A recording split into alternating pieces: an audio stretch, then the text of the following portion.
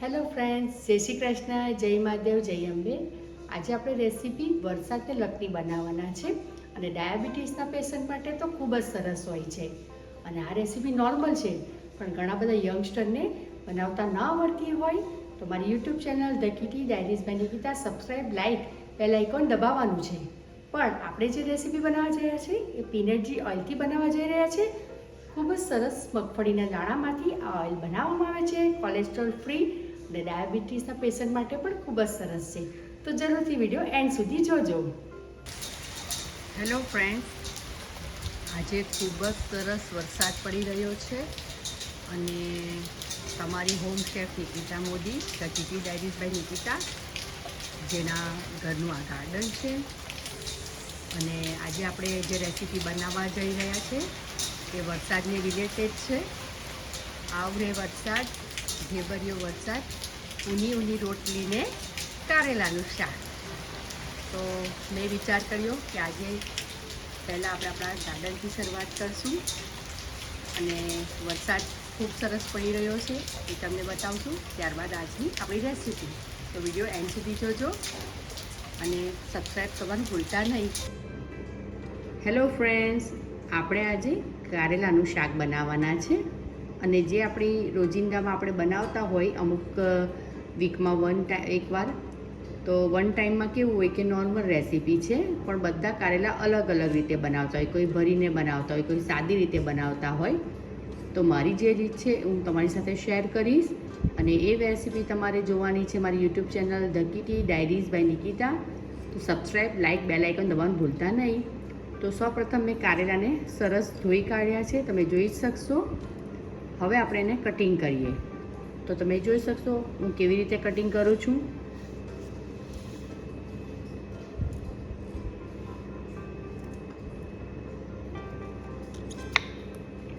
સૌપ્રથમ આપણે બે સાઈડથી કાઢી લેશું, ત્યારબાદ આપણે એને રાઉન્ડ શેપ આપવાનો છે.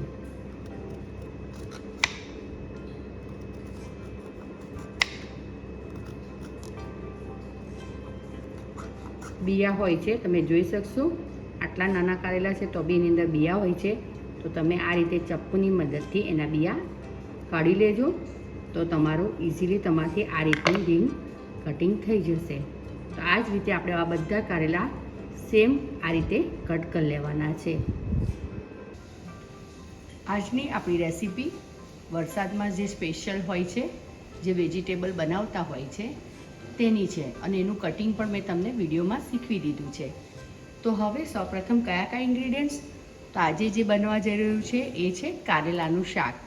તો કારેલાને મેં જે રીતે કટિંગ કર્યા છે તે તમને વિડીયોમાં બતાવી દીધા છે. ત્યારબાદ આપણા બેઝિક મસાલા. તો બેઝિક મસાલામાં છે જીરું, તલ, હળદર અને ધાણા પાવડર. ત્યારબાદ મેં બટાકાની આ રીતને કતરણ કરી દીધી છે. તમે કોઈ પણ શેપમાં તમારી મુજબ કાપી શકો છો. ત્યારબાદ સિંગદાણા, અધકચરા, આદુ લસણની પેસ્ટ, મરચાંની પેસ્ટ, જુવારનો લોટ અને સિંધવ મીઠું. અને એ બનવા જઈ રહ્યું છે આપણું પીનટજી ઓઇલ, જે ખૂબ જ સરસ આવે છે. અને 11 સ્ટેજમાં મગફળીનું શોર્ટિંગ કરી બાદ સારા મગફળીના દાણામાંથી આ સિંગ તેલ બનાવ્યા છે. તો હવે આપણે સૌપ્રથમ કારેલાને પહેલાં એની જે કડવાશ છે તો તેને દૂર કરવા માટે આપણે એની અંદર આપણે આખું મીઠું પણ નાખી શકીએ અને સિંધવ મીઠું પણ નાખી શકીએ. તો આપણે એને સિંધવ મીઠું આ રીતે નાખી દઈશું. હવે આપણે કારેલાને આ રીતે જે આપણે મીઠું નાખ્યું છે એની સાથે આ રીતે મસળી લેશું, કારણ કે એની અંદરની જે કડવાશ છે તે થોડી ઓછી થઈ જાય.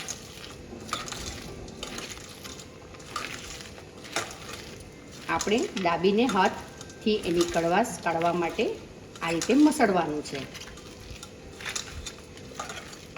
હવે એને 2 મિનિટ માટે રાખશું, એટલે એની કડવાશ મીઠાના લીધે થોડી ઓછી થઈ જાય.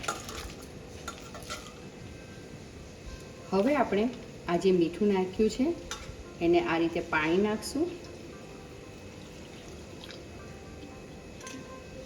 અને પાછું એને આ રીતે એની અંદર જે આપણે મીઠું નાખ્યું છે તે કાઢી લેશું અને આ રીતે કારેલાને બે હાથે દબાવીને બીજા બાઉલમાં લઈ લેશું.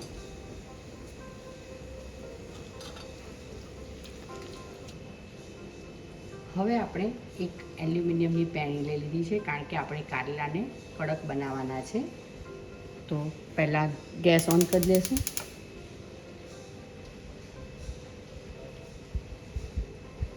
અને જેવી આપણી પેણી જે મૂકી છે એ પેણીને ગરમ થાય એટલે એની અંદર આપણે નાખશું આપણું પીનટ ઘી ઓઇલ.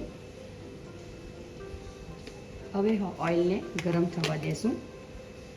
હવે આપણું ઓઇલ ગરમ થઈ ગયું છે, તો એની અંદર આપણે નાખશું 1 ચમચી જીરું. જીરુંને બહુ થવા દેવાનું નથી. ત્યારબાદ એની અંદર જશે આપણા સફેદ તલ,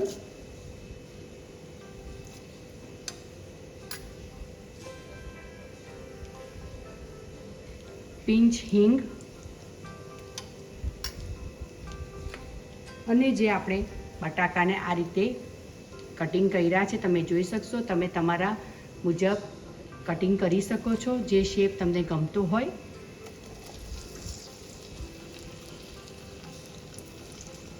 હવે એને બરાબર હલાવી દેશું અને જ્યાં સુધી એ અડધા ચડે નહીં ત્યાં સુધી એને થવા દેવાના છે, કારણ કે ત્યારબાદ આપણે કારેલા માટે પણ બટાકાને પૂરેપૂરા ચડવા દેવાના નથી. હવે એને આપણે ઢાંકણ દઈ દઈશું અને ચડવા મૂકી દઈશું. હવે એને આપણે ઢાંકણ દઈ દઈશું અને જ્યાં સુધી એ હાફ ચડી જાય ત્યાં સુધી એને ચડવા દેશું. હવે તમે જોઈ શકશો આપણા બટાકા ચડી ગયા છે. આપણે આટલા જ એને ચડાવવાના છે. અને હવે આપણે આપણા નાખી દઈશું જે કારેલા આપણે રેડી કરી દીધા છે, તો તેને આ રીતે નાખી દઈશું અને એને સરખી રીતે મિક્સ કરી દઈશું.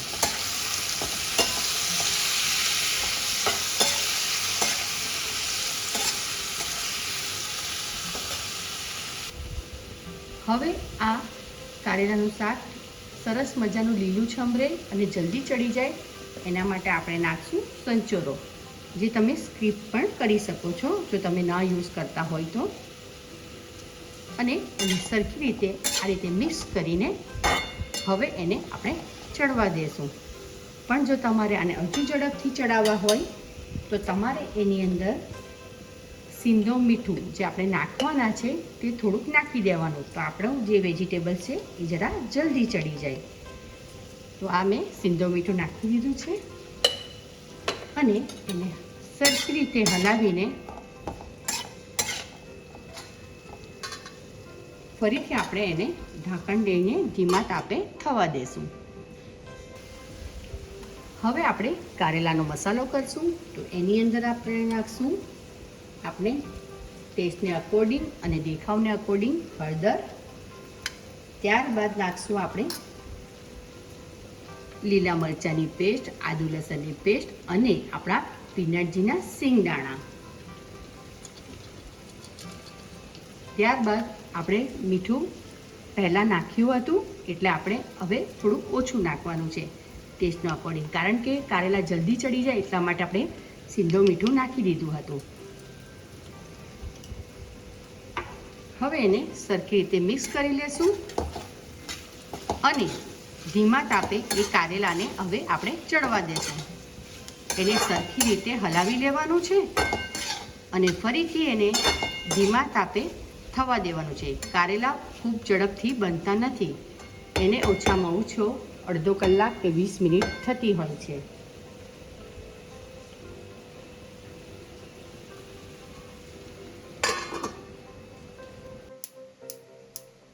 તમે જોઈ શકશો આપણા કારેલા ખૂબ સરસ ચડી ગયા છે. તો આ રીતે એને વચ્ચે આ રીતે ખાડો કરીને એનું તેલ જે છે તે અહીં આવી જતું હોય છે. તો એની અંદર આપણે નાખશું 1 ચમચી જુવારનો લોટ. તમે જો જુવારનો લોટ ન ગમતો હોય તો સ્કીપ કરી શકો, પણ જુવારના લોટ નાખીને કારેલા ખૂબ જ સરસ ટેસ્ટ લાગતો હોય છે. તો હવે એની અંદર આપણે આપણો 1 ચમચી જુવારનો લોટ નાખ્યો છે અને એને પણ વ્યવસ્થિત અહીં સોતે કરી દઈશું. જ્યાં સુધી સોતે થાય ત્યાં સુધી કારેલાને આ રીતે આપણે સાઈડ પર જ રહેવા દેવાના છે. ને જો તમને થોડું ઓઇલ ઓછું લાગતું હોય લોટ માટે તો તમે 1 ચમચી જેટલું એપ્રોક્સ ઓઇલ નાખી શકો છો લોટને સોતે કરવા.